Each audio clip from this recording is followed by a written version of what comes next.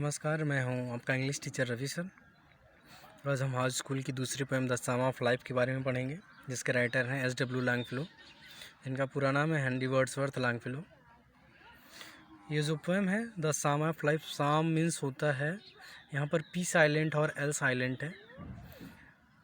ऐसा अक्सर इंग्लिश में देखा है, जब पी के साथ एस आता है और एम के साथ एल आता है तो एल और पी साइलेंट हो जाते हैं। जैसे साइकोलॉजी हो गया, साइकोलॉजी की स्पेलिंग PSY से शुरू है। यहाँ पर पी और एल साइलेंट है, इसलिए इसको साम पढ़ा जाएगा। शाम मीन्स होता है शाम मीन्स होता है गीत या भजन। तो चैप्टर का नाम है द सम ऑफ लाइफ, यानी जीवन का गीत या जीवन का भजन। इसमें राइटर ये मानते हैं कि कुछ लोग जीवन को कह देते हैं कि हम धूल हैं, धूल में मिल जाएंगे, और जो वही होगा जो हमारे किस्मत में लिखा है। राइटर इन सारी चीज़ों का विरोध करता है। तो यही उस पोएम में बताया गया। इस पोएम की थीम यही है कि हम अपने जीवन में अपने आप को कैसे आगे बढ़ाएं, यही सारी चीज़ें हैं। और हमारा जीवन क्या है, कैसे है, इसी के बारे में वर्णन है। चलिए हम टेक्स्ट पे आते हैं। इसमें देखिए आपकी स्क्रीन पर 4 स्टैंजा दिख रहे होंगे। अब हम टेक्स्ट पे आते हैं और इनका एक्सप्लेनेशन देखते हैं। Life is real, life is earnest. Real means वास्तविक या सच्चा। अर्नेस्ट मीन्स होता है निर्णयात्मक या गंभीर। जो जीवन है वह सच्चा है, वास्तविक है, निर्णयात्मक है, गंभीर है। And the grave is not its goal. And the grave और कब्र इज़ नॉट इट्स गोल, और इसका लक्ष्य नहीं है, यानी जीवन का लक्ष्य केवल कब्र ही नहीं है। Dust thou art, to dust returnest. Dust means धूल, दाउ मीन्स तुम, अर्थ मीन्स होना, यानी तुम धूल हो। टू डस्ट रिटर्नस्ट, और लौट करके धूल में मिल जाओगे। Is not spoken of the soul, is not spoken, नहीं बोला गया है, नहीं कहा गया है ऑफ द सोल, आत्मा के बारे में। इस पूरे स्टैंजा में राइटर जो कवि है वो कहता है कि जो जीवन है वह सच्चा है, वास्तविक है, निर्णयात्मक है और गंभीर है। और जो जीवन का मुख्य लक्ष्य कब्र में जाना नहीं है। तुम धूल हो, धूल में मिल जाओगे, लौट करके धूल में ही मिल जाओगे। यह बात आत्मा के लिए नहीं बोली गई है। नो एन्जॉयमेंट एंड नॉट सारो, ना ही आनंद यानी सुख, एंड नॉट सारो ना ही दुख, ना ही आनंद और ना ही दुख। इज़ आवर डिस्टिंड एंड, हमारे भाग्य का अंत है। डिस्टिंड मीन्स हमारे भाग्य में लिखा हुआ, एंड मीन्स अंत, यानी यही हमारे भाग्य में लिखा हुआ अंत नहीं है। आर वे, और ना ही ये हमारे भाग्य का रास्ता हो सकता है। राइटर कहता है कि not enjoyment and not sorrow is our destined end or way, यानी हमारे भाग्य का अंत केवल सुख और दुख नहीं है, ना ही रास्ता है। बट टू एक्ट, लेकिन कार्य करते रहना, यानी कार्य करना।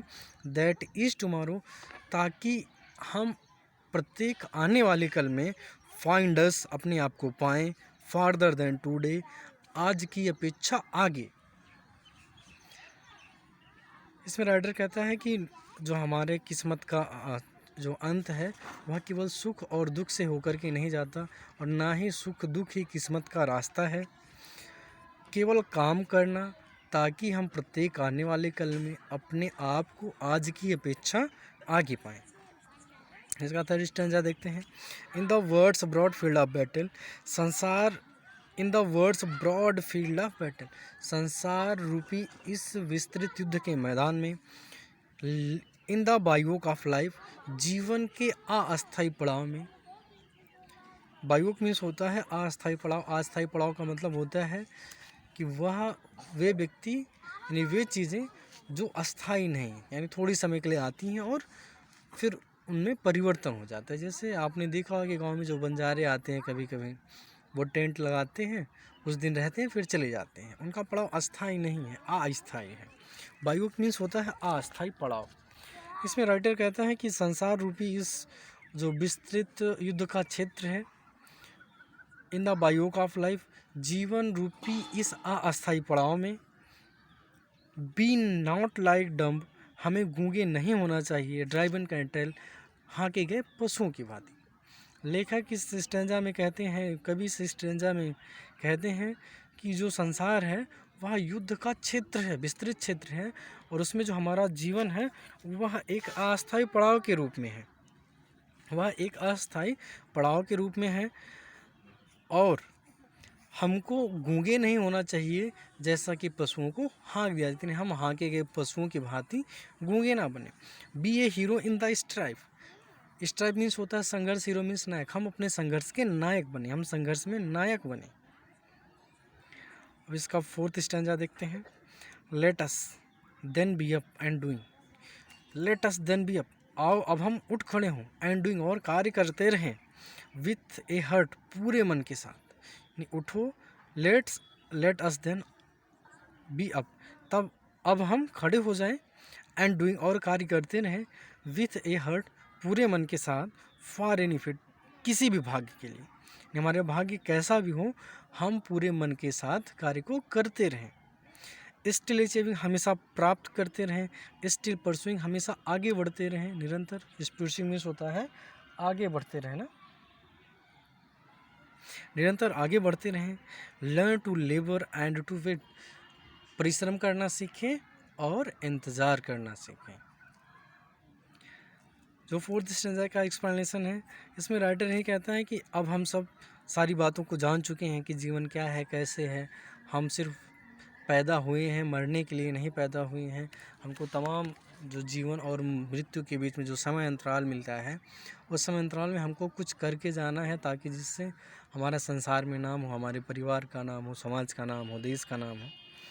इसलिए राइटर इसमें कहता है कि let us then be up, आओ अब हम सब उठ खड़े हों, एंड डूइंग, और कार्य को करें, विथ ए हार्ट, यानी पूरे मन से हम किसी भी कार्य को करें। यानी जो भी कार्य सौंपा गया है, फिलहाल आप स्टूडेंट हैं तो आपके लिए पढ़ाई करना ही आपका मुख्य कार्य है, तो पूरे मन से आप पढ़ाई को करिए। इसमें राइटर कहता है कि आओ अब तब हम सब खड़े हो जाएं और काम को लगातार करते रहें, किसी पूरे मन के साथ। भाग्य में कुछ भी हो, any fit, for any fit, भाग्य में कुछ भी लिखा हो, हमेशा प्राप्त करते रहें, हमेशा आगे बढ़ते रहें, मेहनत करना सीखें और इंतज़ार करना सीखें। फ़िलहाल आज आपकी पोएम यहीं समाप्त होती है। अगली पोएम नेक्स्ट डे पढ़ाई जाएगी, और किसी को कोई दिक्कत हो तो हमको तुरंत सूचना दें, हम उसको सही करने का प्रयास करेंगे। आज के लिए फ़िलहाल इतना ही, धन्यवाद।